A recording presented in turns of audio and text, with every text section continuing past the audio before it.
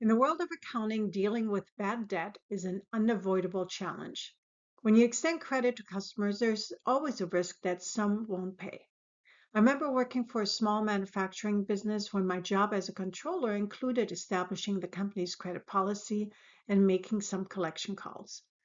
The collection calls weren't really that difficult. Basically, I'd ask, when do you think we'll receive your payment? Overall, it wasn't that difficult. Plus, it was a good experience to be able to talk to customers and figure out a solution. After all, collecting on credit sales is an important part of every business. And whether the business is small or large, understanding how to manage uncollectible accounts is important to protecting your business's financial health. In this video, we'll explore why uncollectible accounts happen, how to balance credit sales with risk, and the key strategies accountants use to manage collections and set up a solid reserve for bad debts. All right, let's get started by understanding first what uncollectible accounts are. Simply put, these are debts that you think you're not going to recover. You've sold goods or services on credit, but now the customer can't or won't pay. Why does this happen? Well, sometimes customers go bankrupt or there is a larger economic downturn. Perhaps the company is not managing the credit risk appropriately and is extending credit to customers who won't pay. Or it could be fraud. Sometimes it's because the customer's financial situation takes a turn for the worse. Or there's perhaps an unresolved dispute over the goods or services that were delivered. The company believes that they delivered goods as promised, but the customer doesn't agree and won't pay the bill.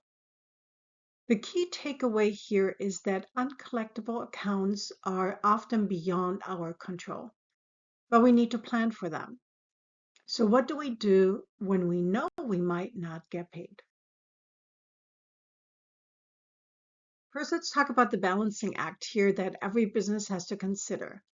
On the one hand, offering credit can lead to sales growth. If you don't give credit, you might miss out on customers who don't have the cash up front. But here's the catch. The more credit you extend, the greater the risk of not getting paid back. So it's all about finding a balance, offering enough credit to drive sales without exposing yourself to too much risk. Imagine a business trying to grow its customer base, but also not wanting to get burned by risky customers. How do we navigate this? Well, that's where credit policies come into play. Once the debt is outstanding, it's all about managing the collections process. First, communication is key. You need to keep customers informed about what they owe and when. If payments are made on time, it's best to contact them early on and remind them before it becomes a bigger problem. One company I worked for a few years back had a process where they contacted the customer by email a few days after the invoice was sent to check that they had everything they needed to pay the invoice when it was due. That process worked well for them, and customers basically committed to paying on time. You should have an escalation process because you don't want to jump straight into collections too soon, but you also need to have a clear path if things get out of hand. Well, and here's a tip that might produce faster customer payments: offer early payment discounts. A little incentive goes a long way in getting people to pay faster. Most accounting ERP systems have an accounts receivable notes section where the person who is contacting the customer keeps a record of the date of contact, discussion notes, and results.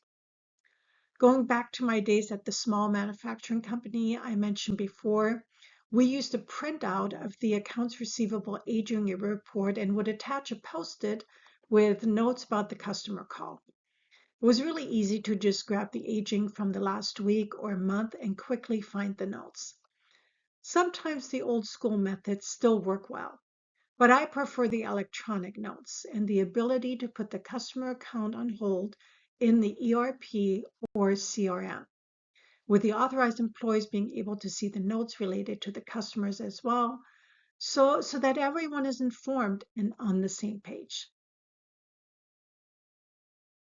So what role do accountants play in all of this? A big one. Accounts need to assess credit risk before extending credit. This means reviewing a customer's credit history to understand how risky they are. Credit policies differ from one company to the next and one industry to another. However, what is typical is a credit application, a request for a copy of financial statements, and perhaps a credit check with companies like Dun & Bradstreet. You may even contact some of the references the customer is providing. Based on that, you should set a credit limit, but continue to monitor the customer for a prompt payment. And be cautious. I've seen my share of customer accounts where the customer received a credit limit and quickly ordered up to the max of the limit and then did not pay the invoices. Accounts also need to be proactive in setting up a reserve for bad debts. The most common approach is the allowance method. This means you estimate the amount of debt that's likely to go uncollected even before the customer's default. One way to estimate this is by using the aging method. Here you categorize outstanding accounts by how long they've been overdue, and then apply a percentage of likelihood that each category will turn into bad debt. For example, accounts that are just 30 days overdue may have a lower likelihood of being uncollected than accounts overdue by 90 days. Based on this, you can set aside a reserve for bad debts accordingly. The important part is to adjust the allowance account regularly as more overdue accounts might accumulate. And you might need to make changes to your estimation. This is essential for making sure your financial statements reflect a true picture of your company's assets. Let's look at an example. In this example, Samsung Company had net credit sales of $960,000. Experience shows that 0.5% of the firm's net credit sales result in uncollectible accounts. Our calculation for our reserve for uncollectible accounts would be the amount of the credit sales, $960,000, times the percent that is deemed uncollectible, in this case, 0.5%. So we end up with $4,800 in reserves for uncollectible accounts.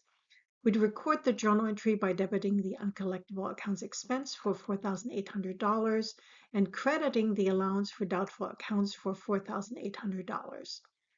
The uncollectible accounts expense is an income statement account, and the allowance for doubtful accounts is a contra asset account on the balance sheet. Accountants use contra asset accounts when they still want to see the full balance, in this case, the accounts receivable account, but also want to see how much is not collectible. Here's another example that's more complicated. Samsung Company has total accounts receivable as of 12/31/2024 of $1,512,698. This balance consists of the invoices that are 0 to 30 days past due of $1,294,111, 31 to 60 days past due, $150,000, 61 to 90 days past due, $36,587, and 91 days and older, $32,000. You will get this type of information from the accounting system by running the AR aging report. The company's allowance policy is to record a reserve for uncollectible accounts of 50% for accounts that are 61 to 90 days past due and 100% for accounts that are 91 days or older. This is just an example. In my experience, many companies only reserve 100% on accounts that are over 90 days past due, whereas others reserve 100% on accounts that are over 60 days past due. In our example here, the calculation for the reserve consists of multiplying the 61 to 90 days receivable by 50%, and then the over 90-day receivables by 100%. For a grand total of $50,293.50, which we need to record as a reserve for uncollectible accounts by debiting the uncollectible accounts expense and crediting the allowance for doubtful accounts for $50,293.50. Let's wrap up our discussion by considering the bottom line. Managing uncollectible accounts isn't just about avoiding bad debts. It's about protecting your business's financial health and cash flow. If your uncollected debts start piling up, it can seriously affect your ability to operate. But there's another piece to this puzzle: customer relationships. A fair, well communicated credit policy will build trust with your customers. And your policy should always align with your business goals. If your goal is aggressive growth, your credit policy might be a bit more lenient. If you're looking to protect your margins, you might tighten things up. There's no one size fits all, and that's what makes it so important to constantly evaluate your strategy.